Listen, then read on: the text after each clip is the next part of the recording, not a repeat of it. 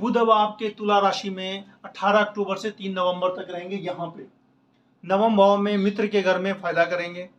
उसके बाद बुध दशम भाव में जब जाएंगे, हालांकि वो उनके शत्रु का घर है, लेकिन फिर भी दशम भाव में सभी ग्रह शुभ फल देते हैं।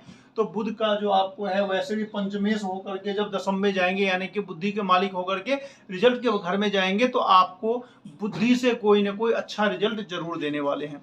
अब हम बात करते हैं शुक्र की। कुंभ लग्न में सबसे बड़ी बात यह रहती है कि शुक्र जो होता है वो आपको केंद्र और त्रिकोण दोनों का लॉर्ड होता है। ये देखें, 2 और 7 का मालिक होता है। 2 जो है वो आपका केंद्र है और 7 जो है वो आपका त्रिकोण है, यानी कि चतुर्थेश और नवमेश दोनों शुक्र होता है। और शुक्र जो होता है, जब कोई एक प्लैनेट केंद्रेश और त्रिकोणेश दोनों होता है तो वो प्रबल बली राजयोग कारक होता है, यानी कि उसका हमेशा शुभ फल ही देखने को मिलेगा। अब हम बात करते हैं कि शुक्र आपको कब सबसे बड़ा फल देने वाले हैं, सबसे अच्छा फल देने वाले हैं, अनएक्सपेक्टेड ऐसा फल देने वाले हैं जिसको आपको जरूरत भी है।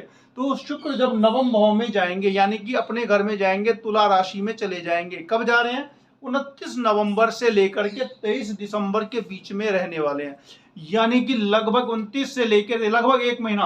ये तीनों चीजें एक साथ ही आ रही हैं, यानी कि लगभग अप्रोक्स हम लेकर के चलें तो 15-20 नवंबर से लेकर 15-20 दिसंबर के बीच में सूर्य भी आपके लिए बहुत अच्छे दिख रहे हैं, मंगल भी बहुत अच्छा दिख रहा है। शुक्र तो सबसे ज्यादा फायदा देने वाले हैं, क्योंकि जब कोई प्लैनेट केंद्रेश और त्रिकोणेश दोनों होता है तो वो हमेशा शुभ फल ही देता है। शनि ऑलरेडी आपको पंच महापुरुष योग बनाए हुए हैं, लेकिन साथ ही साथ एक नेगेटिव ये है कि आपके साथ अभी शनि की 7.5 चल रही है। उसका जो कुछ उपाय होगा मैं अभी आप लोगों को बतलाता हूँ।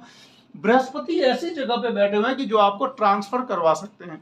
अगर आप लोगों को लग रहा होगा कि मेरा, लेकिन ट्रांसफर अगर होगा तो वो अच्छा होगा, क्योंकि 7th हाउस पर में भी दृष्टि पड़ना जो होता है कि अच्छा है। अब राहु के साथ युति टूटेगी। सबसे बड़ी बात कि बृहस्पति जो है आपके वो पैसा का मालिक है, यानी कि एकादशेश है और द्वितीयेश है। आने वाला पैसा और स्टोर पैसा, यानी कि बैंक बैलेंस और नियमित आय, दोनों का जो आपका लॉर्ड है वो बृहस्पति है। यानी कि पैसा जो आप रोज कमाते हैं उसका मालिक भी बृहस्पति है। पैसा जो आप स्टोर करके बैंक में रखते हैं उसका भी मालिक बृहस्पति है। वो बृहस्पति किसके साथ है? अभी मलेच्छ राहु के साथ, यानी कि गुरु चांडाल योग बन गया। तो बृहस्पति और राहु में भी बृहस्पति की स्थिति जब से दोनों का युति बना है तब से काफी खराब परिस्थिति है। तो बृहस्पति एक राहत की सांस लेने वाले हैं 30 अक्टूबर के बाद। हालांकि उसका भी फल मिलेगा नवंबर के बाद ही, लगभग 1 महीना लगेगा, क्योंकि अलग अलग गोचर के हिसाब से अलग अलग डेट आ रही हैं और हमें सबको लेकर के चलना होता है। तो बृहस्पति और राहु की जब युति टूटेगी वो भी नवंबर में, तो राहु यहाँ पर चले जाएंगे। 2nd हाउस में जब राहु चले जाते हैं तो सुखकारी होता है, सुख मिलता है, अनएक्सपेक्टेड धन की प्राप्ति होती है। तो यानी कि राहु भी आपके लिए फायदा देने वाले हैं। तब सारी बात आ जाती है, अगर आपकी लग्न कुंडली में अगर शनि की परिस्थिति बहुत ही ज्यादा खराब है। शनि की परिस्थिति खराब कैसे हो सकती है? या तो वो सूर्य के घर में हो, सूर्य के नक्षत्र में हो, मंगल के घर में हो, मंगल के नक्षत्र में हो, मंगल और सूर्य से दृष्ट हो, उनके साथ युति में हो, या फिर किसी कुंडली के अंदर में किसी पापी ग्रह से दृष्ट हो और उस पापी ग्रह से वो कमजोर हो।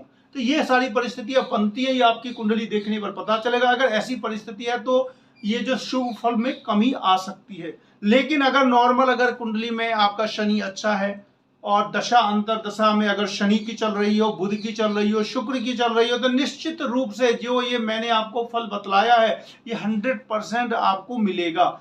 और साथ ही साथ एक चीज और है कि शनि और सूर्य दोनों आमने सामने भी अभी आने वाले हैं, तो सम सप्तक योग भी बनता है, तो उससे भी फायदा होगा। लेकिन बड़ा फायदा आपको तभी मिलेगा जब शनि यहाँ पर चले जाएंगे।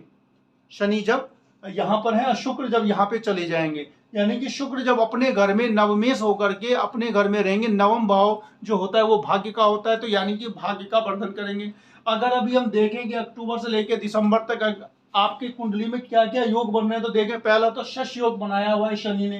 रोचक योग बनेगा नवंबर में जब मंगल यहाँ पे दशम भाव में चले जाएंगे।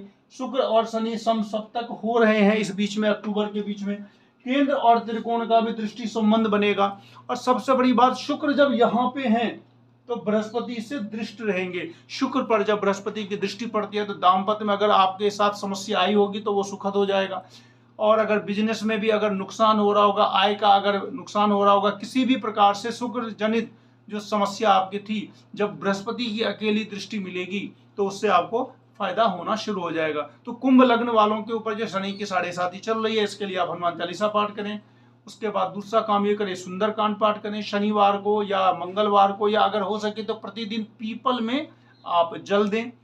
शनि मंदिर अगर हो तो वहां पे जाकर के उनकी पूजा करें और भोले बाबा की आप पूजा करते रहें। इन सब चीज को करने से, और अगर आपको पॉसिबल होता है तो जो काले घोड़े की नाल अगर मिलती है तो उसको अपने घर में लगा लें या फिर मध्यमा में धारण कर लें। इतना सब कुछ करने से काफी कुछ कंट्रोल हो जाएगा। और जो काले कुत्ते को तेल लगा हुआ रोटी खिलाने से भी शनि की जो ढैया और 7.5 में काफी कुछ फायदा मिलता है। तो आप ये भी कर सकते हैं, काले कौवे को अगर मिल जाए तो उसको रोटी खिलाएं, अगर काले कुत्ते को रोटी खिलाएं। ये सारी चीजें क्या है, किसी भी जीव को अगर आप संतुष्ट करते हैं तो ज्योतिष में कहा गया है कि उसके अंदर से जो ब्लेसिंग निकलती है वो आपके लिए बहुत ज्यादा फायदा देती है।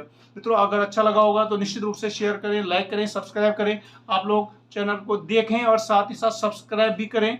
और मिलते हैं नेक्स्ट वीडियो में, तब तक के लिए नमस्कार।